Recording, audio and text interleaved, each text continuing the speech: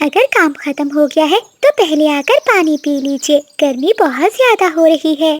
मीना बेटी, आप इतनी गर्मी में खेत में क्या करने आई हो? आपको पता है ना कि आपसे ज्यादा गर्मी सहन नहीं होती। अगर तुम बीमार हो गई तो मैं क्या करूँगी बेटी? माँ, मुझे कुछ नहीं होगा। अगर आप इतनी गर्मी में काम कर सकती हैं, तो क्या मैं घर से पानी नहीं ला सकती? अब चलिए जल्दी से पेड़ की छांव के नीचे बैठकर पानी पी लीजिए। फिर मानो चिड़िया अपनी बेटी मीना के साथ पेड़ के नीचे बैठ जाती है। बेटी, अब तुम घर जाओ, मैं खेत का काम खत्म करके शाम तक लौट आऊंगी। नहीं माँ, अब आप भी मेरे साथ घर चलिए। आपके बिना मेरा मन नहीं लगता। भला मैं घर पर अकेले क्या करूंगी? बेटी, तुम तो जानती हो कि तुम्हारे पिता अब इस दुनिया में नहीं है। मुझे ही अब तुम्हारा ख्याल रखना है। और इस साल तो हमने खेत में टमाटर की खेती की है। अगर मैंने टमाटरों का ध्यान न रखा तो ये सब खराब हो जाएंगे और फिर हमारी सारी मेहनत बर्बाद हो जाएगी। ठीक है माँ, मैं घर जा रही हूँ, लेकिन शाम को समय पर घर लौट आना। और हाँ, समय पर भोजन खा लीजिएगा। फिर मीना चिड़िया अपनी माँ को भोजन देकर घर आ जाती है और वो अपने पिता की तस्वीर को देखकर रोने लगती है। बाबा, आज मुझे आपकी बहुत याद आ रही है। जब माँ खेत पर चली जाती है तो ये घर मुझे बहुत सूना लगता है। ऐसा लगता है कि जैसे मेरा कोई भी नहीं है। तभी चिंकी तोती वहाँ आती है। मीना, तुम रो क्यों रही हो? क्या हुआ? किसी ने कुछ कहा? चिंकी, मुझे अपने पिता की बहुत याद आ रही है। ऊपर वाले ने मेरे पिताजी को क्यों छीन लिया? देखो मीना, हर किसी को ये दुनिया छोड़कर जाना ही होता है। मीना, तुम्हें बुरा ना लगे इसलिए तो मैं रोज तुम्हारे पास आती हूँ। चिंकी मीना की बहुत अच्छी दोस्त थी। वो हर रोज उसे मिलने घर आया करती थी। मीना, तुमने पढ़ाई क्यों छोड़ दी? तुम्हारा तो सपना था ना डॉक्टर बनने का। चिंकी, अब मैं तुम्हें क्या बताऊं, घर की मजबूरियां हमेशा सपनों को तोड़ देती हैं। तुम्हें तो पता है, डॉक्टर की पढ़ाई करने के लिए मुझे विदेश के जंगल में जाना होगा। लेकिन घर के हालात का भी तुम्हें पता है।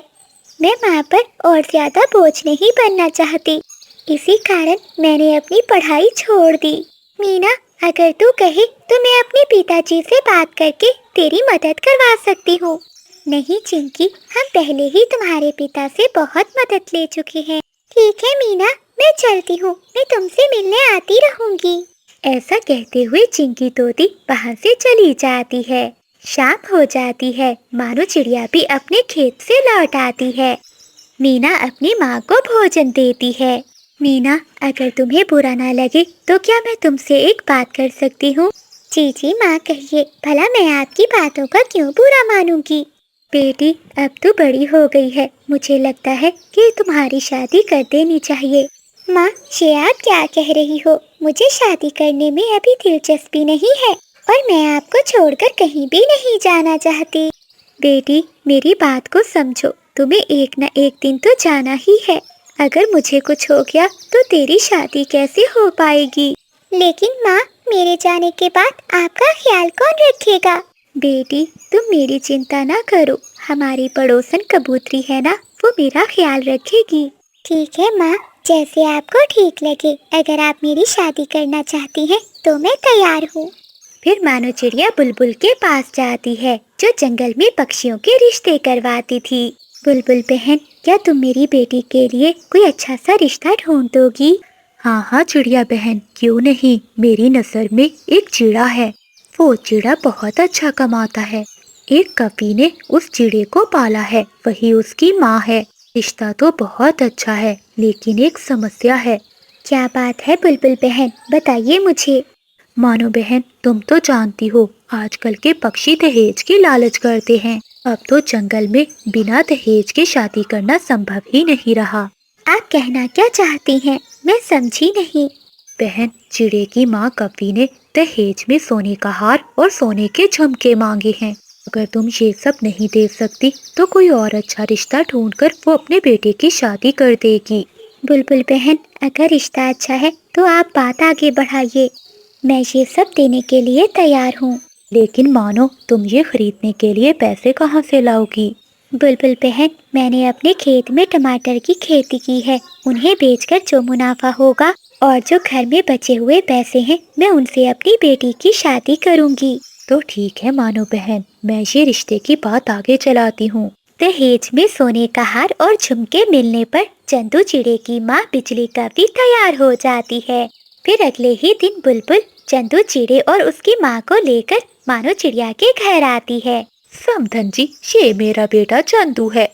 इसके पिता की एक दुर्घटना में मौत हो गई थी, तब से मैंने ही इसे पाला है। मेरा बेटा चंदू बहुत बड़े ऑफिस में नौकरी करता है। जी जी कवि बहन जी, मुझे आपका बेटा बहुत पसंद आया है। तो ठीक है समधन जी, मेरा बेटा भी आपकी बेटी से शादी करने के लिए तैयार है, लेकिन हाँ, आप अपना वादा ना भूल जाना। बहन जी, आप चिंता मत कीजिए, जैसे ही मेरे टमाटर बिक जाएंगे मैं आपको दे दूंगी। तो ठीक है समधन जी, ये रिश्ता पक्का हुआ।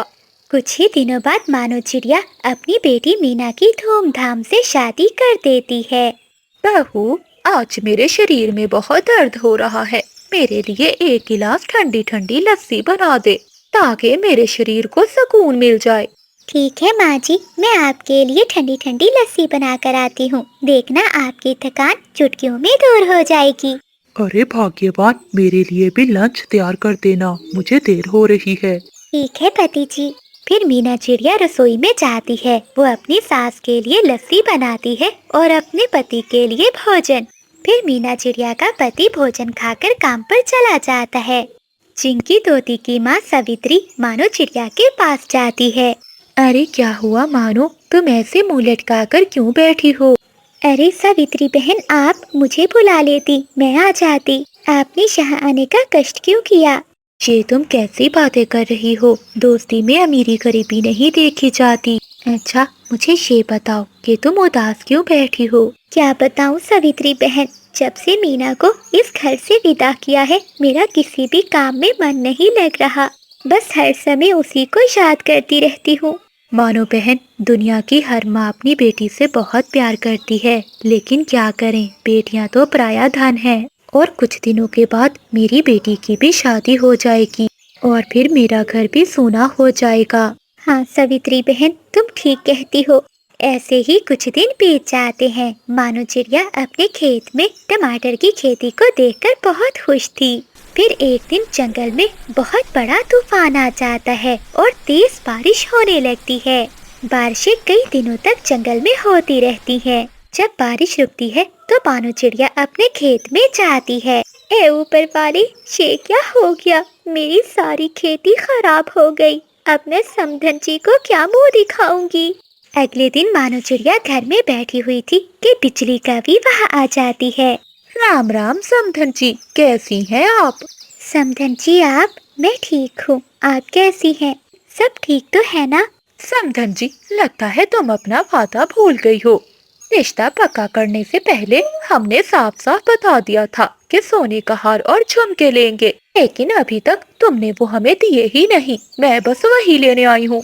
माफ करना समधन जी, बारिशों के कारण मेरे खेत के सारे टमाटर खराब हो गए हैं। मेरा बहुत बड़ा नुकसान हो गया है। अच्छा, तो मैं इसमें क्या करूँ? ये बात तुम्हें शादी करने से पहले सोचनी चाहिए थी। तुम्हारे कारण मैंने अपने बेटे की शादी कहीं और नहीं करवाई, वरना तुम्हारी बेटी से मुझे कोई और अच्छी चिड़िया मिल जाती। मैं बस कुछ नहीं जानती, मुझे मेरा हार और झुमके चाहिए। समधन जी, मुझे कुछ दिनों का समय दीजिए, मैं आपको दे दूंगी। तो ठीक है, मैं तुम्हें 1 हफ्ते का समय देती हूँ। अगर मुझे ना दिए तो तेरी बेटी का ऐसा हाल करूँगी कि तू याद रखेगी। नहीं नहीं समधन जी, आप मेरी बेटी को कुछ ना कहिएगा। मैं आपको सोने का हार और झुमके बहुत जल्दी दे दूंगी। ठीक है, चलती हूँ। 1 हफ्ते में पैसे घर में पहुँचा देना। इतना कहकर बिजली का भी वहाँ से चली जाती है और मानो चिड़िया सोच में पड़ जाती है। ए ऊपर वाले, अब मैं क्या करूँ? मैं समधन जी को सोने का हार और झुमके कहाँ से दूंगी? अब तो एक ही हल है, मुझे अपना खेत बेचना ही होगा। अपनी बेटी को खुश रखने के लिए मानो चिड़िया एक हार के बदले अपना खेत उल्लू सेठ को बेच देती है। खेत बेचकर भी मुझे ये एक सोने का हार ही मिला है। अब मैं सोने के झुमके कहाँ से लाऊं? एक काम करती हूँ, मैं ये सोने का हार समधन जी को दे आती हूँ, शायद वो मान जाए। फिर मानो चिड़िया वो सोने का हार लेकर बिजली कवि के घर जाती है। आइए आइए समधन जी, मैं तो हर पल आपका ही इंतजार करती रहती हूँ। मेरे हार और झुमकों का बंदोबस्त हुआ कि नहीं? समधन जी, मैंने अपना खेत बेच दिया, लेकिन बदले में ये एक सोने का हार ही मिला है। झुमके भी मैं आपको जल्द ही ले दूंगी। क्या इसमें सोने के झुमके नहीं है? ऐ ऊपर वाले, पता नहीं मैंने किस भिखारन के घर में रिश्ता जोड़ लिया। मुझे तो अब शर्म आने लगी है तुम्हें अपनी समधन कहते हुए। अच्छा, अब ये सोने का हार देकर यहाँ से दफा हो जाओ और झुमके भी जल्दी ले आना। बिजली कवि मानो से वो सोने का हार लेकर उसे बेइज्जत करके घर से निकाल देती है। झुमके